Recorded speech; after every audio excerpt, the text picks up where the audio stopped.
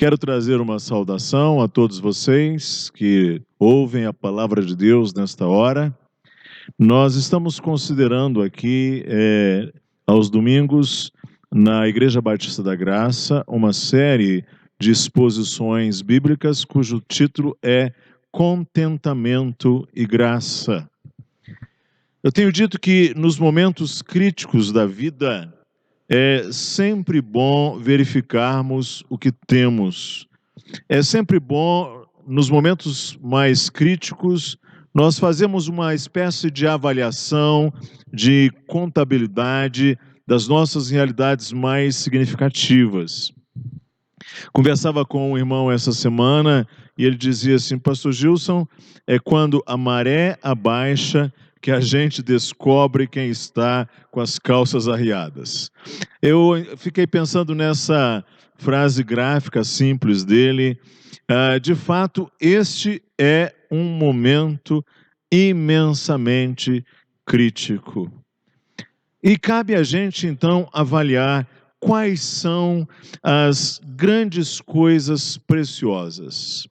Quais são os grandes tesouros? Nós temos visto que o nosso mundo é uma fábrica de necessidades. Logo, é também um mundo de grandes expectativas e frustrações. E também, por consequência, um mundo em que o não contentamento, ele aumenta, ele se multiplica, ele se torna mais frequente. Um coração descontente sente falta, acha falta, não se satisfaz. Como vimos em uma das palavras anteriores, não se satisfaz nem com o maior dom de Deus, chamado Jesus Cristo. Vimos que os salmistas, eles tinham o Senhor como um grande tesouro, como uma grande alegria. O salmista disse: Tu és o meu Senhor, outro bem não possuo, senão a ti somente. E vimos que se você tem o Senhor, o resto é lucro, o resto é graça.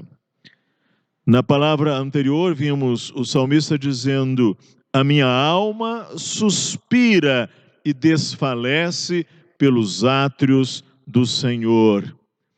Assim, a presença do Senhor traz ao salmista uma transbordante alegria, muitíssimo contentamento, a ponto dele dizer que ele tinha sede dos altares do Senhor.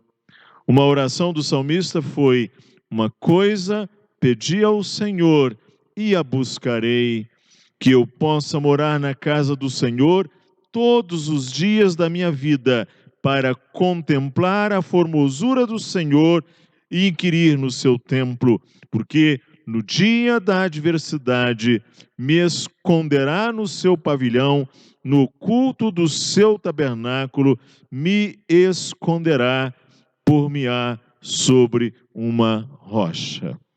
Ele pediu ao Senhor que ele pudesse morar na casa do Senhor todos os dias da sua vida para contemplar a formosura do Senhor. Eu quero convidar você a abrir agora o Salmo 19. Mantenha esse salmo aberto, Salmo 19. Nós vamos considerar um pouco esse salmo agora. Ele integra os 5 tomos dos livros dos Salmos. Ele integra o primeiro volume, o primeiro tomo do livro dos Salmos, que são os Salmos de 1 a 41, em que nós temos aí conselhos de Deus sobre o homem, bênçãos ligadas à obediência a Deus. E neste Salmo 19, nós vemos que o conhecimento de Deus é revelado em 2 esferas. O conhecimento de Deus é revelado na criação. Diz assim: os céus proclamam a glória de Deus, o firmamento anuncia as obras das suas mãos, Por toda a terra se faz ouvir a sua voz e as suas palavras até os confins do mundo. Falando aí desse dia, não é? Não há linguagem, não há palavras, mas há um conhecimento de Deus que se manifesta na criação. Obviamente, esse conhecimento que está na criação tem os seus limites. Quando nós fomos comprar a nossa casa, eu e minha esposa, nós visitamos muitas casas para finalmente optar por uma delas. E quando chegamos àquelas casas, as casas estavam vazias, já construídas, e nós olhávamos a construção e nós, naturalmente, pela construção, nós podíamos inferir certas qualidades do construtor. Se era alguma pessoa inteligente, era uma pessoa caprichosa, era uma pessoa com boa noção de espaço, com boa distribuição, era uma pessoa com boa noção de cor, se era uma pessoa cuidadosa na forma como se atentou para certos detalhes. Enfim, pela construção eu podia obter alguma compreensão do construtor, mas eu não podia, por exemplo, saber detalhes mais pessoais dele. Eu não poderia saber a altura dele, eu não poderia identificar se era um bom pai, se era uma pessoa, quantos filhos tinha, quais as suas maiores qualidades, quantos anos, ou seja, faltava-me aquelas condições de perceber, de conhecer aspectos mais pessoais do construtor. Assim também, quando a gente olha para esse mundo, nós naturalmente temos conhecimentos acerca de quem o criou. Os céus manifestam, proclamam a glória de Deus e o firmamento anuncia as obras das suas mãos, mas esse conhecimento é limitado. Ele chega até um certo ponto, mas não é exatamente um conhecimento pessoal, no sentido de discernirmos os atributos mais pessoais do Senhor, não é? Mas esse salmo diz que Deus falou numa outra dimensão. Está aí o versos 7 a 13. A lei do Senhor é perfeita e restaura a alma. Os versos de 7 a 13, por favor. A lei do Senhor é perfeita e restaura a alma. O testemunho do Senhor é fiel e dá sabedoria aos simples. Os preceitos do Senhor são retos e alegram o coração. O mandamento do Senhor é puro e ilumina os olhos. O temor do Senhor é límpido e permanece para sempre. Os juízos do Senhor são verdadeiros e todos igualmente justos. São mais desejáveis do que ouro, mais do que muito ouro depurado. E são mais doces do que o mel e o destilar dos favos. Além disso, por eles se admoesta o teu servo em os guardar a grande recompensa. Quem há que possa discernir as próprias faltas? Absolve-me das que me são ocultas. Também da soberba guarda o teu servo, que ela não me domine. Então serei irrepreensível e ficarei livre de grande transgressão. Deus falou. Há aqui 6 substantivos e os seus efeitos. Veja no verso 7, ele usa, pelo lugar, lei. A palavra lei é a promulgação ou um conjunto de orientações de uma autoridade. Tem em vista uma forma ordenada de bem viver. Também ele usa um segundo substantivo que é testemunho, na língua hebraica original, edá. Uma declaração solene, verdadeira, que aponta uma pessoa ou há alguma realidade. E aqui o salmista vai dizer: é o testemunho do Senhor, é fiel e dá sabedoria aos simples. Em terceiro lugar, ele usa o substantivo preceitos. Os preceitos do Senhor são retos. Preceitos, a palavra preceito tem a ver com instrução, com um ensino normativo, ou seja, tem a ideia de apontar, de indicar um caminho, de apresentar a melhor direção. Os preceitos do Senhor são retos e alegram o coração. O quarto substantivo é mandamento. O mandamento do Senhor é puro e ilumina os olhos. Mandamento. Sabe, nós temos uma cultura assim muito naturalmente niveladora, isonômica, fortemente anti-autoritária, e nós podemos ter alguma dificuldade com a ideia de mandamento. E para alguns, talvez amar é deixar o outro à vontade para escolher como queira. Ou seja, presume-se que o outro tem uma vontade livre, isenta de influências, então basta deixá-lo entregue à sua própria vontade, ao seu próprio coração, ao seu próprio discernimento. Imagine agora que você tem um filho, uma criança, e ele está diante do sal mesmo, ou diante do açúcar, ou diante de um pacote de cocaína, ou diante de um pacote de veneno de rato. E você diz assim: filho, eu acho que você não deveria usar nem a cocaína, nem o veneno de rato, mas é você quem sabe, é você quem decide. Ele é uma criança. Isso é amor? Provavelmente você dirá assim: eu não quero você tocando e nem mesmo chegando perto disto. E mais, se você desobedecer, a gente vai precisar ter um encontro bem sério. Mas aí é possível que alguém nos diga assim: ó, pastor Gilson, mas eu já sou um adulto, eu já sou uma pessoa crescida. Sim, mas será que a distância entre nós e Deus é a mesma distância entre um pai e uma criança, ou é ainda maior? Então, se Deus é infinitamente sábio e onisciente, então o mandamento é uma expressão de eterno amor e cuidado, ou seja, o mandamento é uma demanda do cuidado, do amor de Deus. O mandamento do Senhor é puro e ilumina os olhos.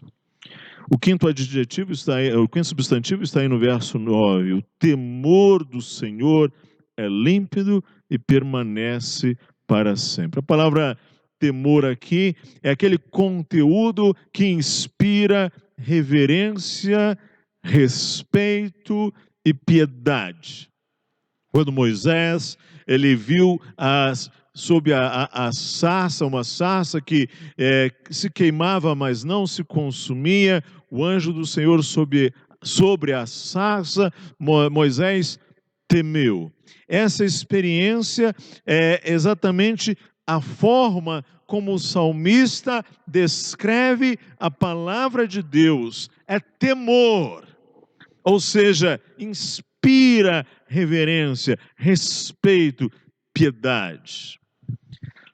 E por fim, ele usa o substantivo juízos. A palavra juízo é o lugar do corte, da separação, é o lugar da distinção, de discernimento, de perscrutação. Descreve um olhar que discerne, que separa o joio do trigo, que distingue o bem do mal, distingue os bons dos maus caminhos. Os juízos do Senhor, eles são verdadeiros e todos igualmente justos. Você deve ter observado aí no verso 8 que ele diz assim: os preceitos do Senhor são retos e alegram o coração. A experiência do salmista é que a palavra, esse falar do Senhor, esse comunicar do Senhor, que no Antigo Testamento é salientado pela característica da lei, esse falar do Senhor, ele alegra o coração. Algumas perguntas adicionais aqui. Quão desejáveis são esses preceitos do Senhor? Quão desejáveis são esse mandamento, esse temor, esses juízos, essa lei, esse testemunho do Senhor? No verso 10 ele dirá assim: são mais desejáveis do que o ouro, mais do que muito ouro depurado, e são mais doces do que o mel e o destilar dos favos. É alguma coisa preciosa e é alguma coisa agradável, é desejável. Qual o proveito? No verso 11 ele diz assim: em os guardar a grande recompensa. Considerar os juízos do Senhor, a lei do Senhor, os preceitos do Senhor, o temor do Senhor, a grande recompensa nisto. E ainda mais, talvez mais uma pergunta. Eu poderia resolver tudo isto por mim mesmo, ou seja, eu poderia ter a minha alma restaurada, ter sabedoria, ter o coração alegre, os meus olhos iluminados, eu poderia ter essa clareza da verdade por mim mesmo, entregue ao meu próprio coração. Bastaria seguir o meu próprio coração. O salmista diz assim, verso 12: quem há que possa discernir as próprias faltas? Absolve-me das que me são ocultas. Todos nós temos áreas, inclusive, que nós nem sequer percebemos, nem sequer nos damos conta. E por fim, a última pergunta é: o que geralmente me leva a desconsiderar, a negligenciar, a menosprezar este falar de Deus? Está aí no verso 13: também da soberba guarda o teu servo, que ela não me domine, então serei irrepreensível e ficarei livre de grande transgressão. Você que é pai sabe, às vezes, quando você corrige uma criança, quando você corrige alguém cuja soberba é muito arraigada, é óbvio, a pessoa ela resiste a esse tipo de confronto, não é verdade? Sabe, irmãos, uma das formas mais comuns do salmista descreverem sua relação para com a lei do Senhor é pela palavra prazer. Ele descreve a palavra do Senhor, a lei do Senhor, como prazer para a alma, prazer para o coração. Ele diz, é refrigério e deleite para os ossos. Em algum lugar ele dirá, todo o meu prazer. O Salmo 1 dirá que a pessoa bem-aventurada, antes ela tem o seu prazer na lei do Senhor e na sua lei medita de dia e de noite. O Salmo 119 tem muito a dizer sobre o falar do Senhor, a lei do Senhor. Ele diz assim, terei prazer nos teus decretos e não me esquecerei da tua palavra. No Salmo, verso 16 do Salmo 119. Verso 24 diz assim, com efeito, os testemunhos são o meu prazer, são os meus conselheiros. Verso 47 diz assim, terei prazer nos teus mandamentos, os quais eu amo. O verso 92, não fosse a tua lei ter sido o meu prazer, há muito já teria eu perecido na minha angústia. Ele está dizendo que nas angústias dele, Se não fosse a lei do Senhor ter sido seu prazer, ele há muito já teria perecido. O verso 143, ele diz: sobre mim vieram tribulação e angústia, todavia os teus mandamentos são o meu prazer. Não é interessante isto? Ele experimentou tribulações e angústias e os mandamentos do Senhor os sustentaram, foram o prazer dele, o deleite dele. Nós temos um bom trabalho que a palavra do Senhor e a lei do Senhor faz particularmente. Deus usa a sua lei em diferentes dimensões ou contextos.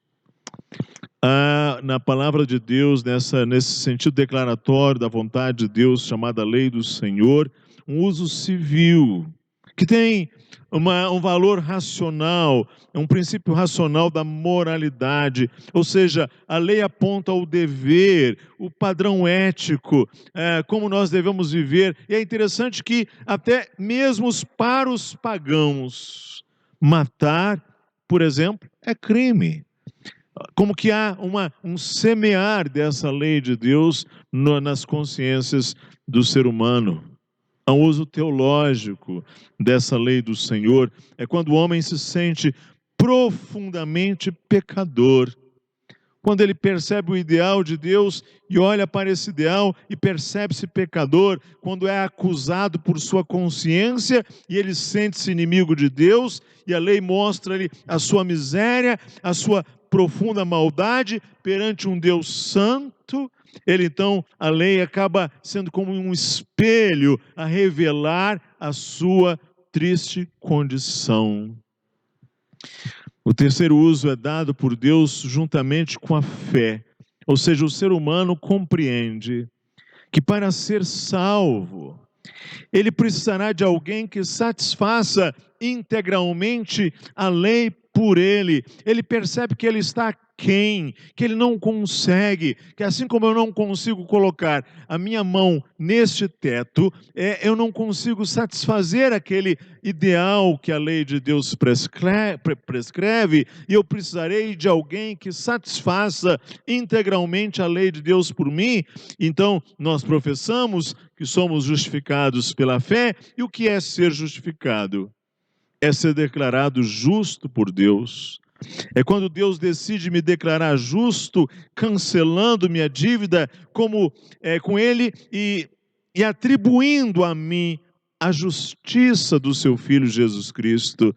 Deus diz ao que crê: você não tem mais qualquer pecado a partir de agora.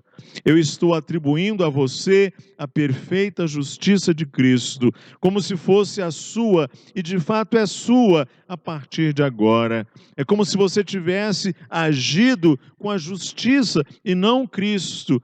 Então, o que decido dar a Cristo, darei a você também, pois agora vocês são uma única pessoa, uma única só carne. Isso é a imputação da justiça que Deus soberanamente realiza em relação ao que recebe Cristo, ao que confia em Cristo pela fé. Então a fé torna nosso o que seria exclusivo de Cristo, ou seja, a justiça. E por fim, uma vez que eu sou regenerado, o Senhor concede-me o Espírito Santo, e com o Espírito o amor, que tem prazer em cumprir a lei do Senhor. Então a pessoa regenerada, na qual habita o Espírito Santo de Deus, ela é verdadeira, ela é generosa, ela é temperante, ela é amável, ela é compassiva e assim por diante. Por isso a pessoa regenerada se alegra, se deleita, tem prazer na lei do Senhor. A pessoa genuinamente, em quem o Espírito Santo está operando genuinamente, ela tem prazer na lei do Senhor. O Senhor falou, diz aqui o salmista, a lei, o testemunho, os preceitos, o mandamento, o temor, os juízos. Eles fazem uma obra extraordinária, as obras as quais, inclusive, nós nem nos delongamos, nem nos detalhamos nelas. O Senhor falou. Como está o seu prazer na lei do Senhor? Quanto ela tem alegrado o seu coração? Há uma expressão no profeta Amós em que se diz assim, é uma profecia específica de Amós, mas eu peço que você considere. Eis que vem dias, diz o Senhor Deus, em que enviarei fome sobre a terra, não de pão, nem de água, mas de ouvir as palavras do Senhor. Enviarei fome sobre a terra, não de pão, nem sede de água, mas de ouvir as palavras do Senhor. Andarão de mar a mar, e do norte até o oriente, correrão por toda parte, procurando a palavra do Senhor, e não a acharão. Que coisa terrível, que juízo terrível. É quando alguém tem fome e sede da palavra do Senhor, é quando ele experimenta viajar, buscar, fazer grandes viagens em busca da palavra do Senhor, correr por toda parte, a procurar a palavra do Senhor e não a achar. Dias atrás eu assistia por meio da televisão a um paciente que se recuperou da Covid-19, mas que ainda estava lutando com sequelas. E uma frase dele ficou assim muito gravada para mim.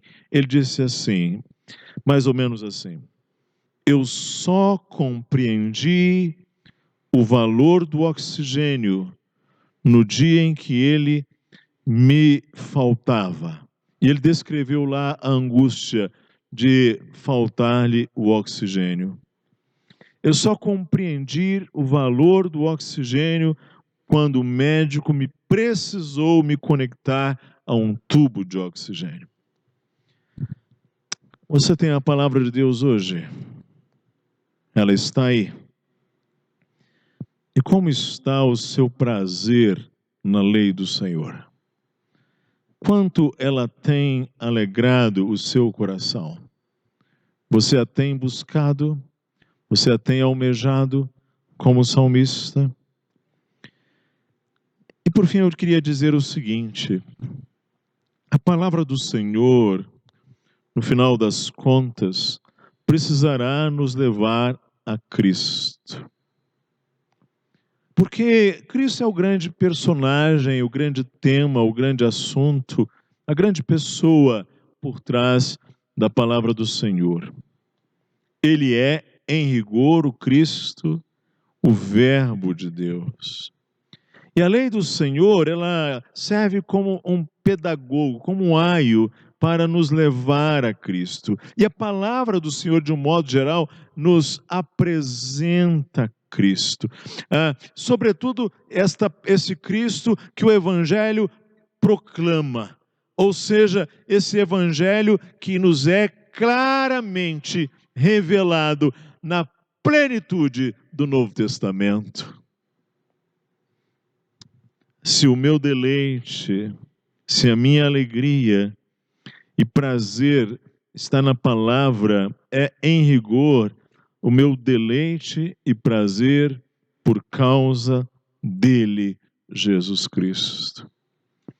Quando nós estamos com a palavra e ela vai nos mostrando, nos apresentando, nos revelando, descortinando a glória de Cristo para nós, nós vamos como que ficando diante da sarça. Nós vamos experimentando aquela realidade que Moisés experimentou lá em Horebe. Os preceitos do Senhor são retos. E que nós consigamos afirmar, tal qual o salmista, os preceitos do Senhor são retos e alegram o coração. Que os preceitos do Senhor alegrem o seu coração, cada vez mais o meu coração. Que nós consigamos não apenas recitar como fórmula, como credo mecânico, como informação memorizada apenas, embora isso tudo seja importante, naturalmente, mas que nós consigamos, de fato, experimentar, vivenciar esta realidade que diz o salmista: os preceitos do Senhor alegram o coração e eles são mais desejáveis do que ouro, mais do que muito ouro depurado, e são mais doces do que o mel e o destilar dos favos. Ou seja, transportando-nos agora para um contexto mais contemporâneo, ele é mais prazeroso do que o melhor dos alimentos que eu tenho ao meu alcance. Que o Senhor te abençoe. Que nesses tempos difíceis, angustiantes, que estamos atravessando, você encontre contentamento, alegria nesse falar do Senhor. Que Deus te abençoe. Senhor, nós pedimos graça para termos fome e sede da palavra do Senhor. Mas nós temos hoje um privilégio, que se experimentarmos esta fome e essa sede, nós podemos encontrar esta palavra. Nós podemos nos achegar a ela. Nós podemos desfrutar desse tesouro, dessa preciosidade, que são os juízos, os testemunhos, os preceitos, o temor, a lei do Senhor. Ajuda-nos a valorizarmos cada vez mais a palavra do Senhor e que ela traga-nos cada dia, cada momento, a experiência de contentamento em Cristo. Que o Senhor nos abençoe. Amém. Agradeço a atenção de todos, Deus possa abençoá-los, desejamos à nossa igreja, a todos que nos ouvem, uma semana muitíssimo abençoada.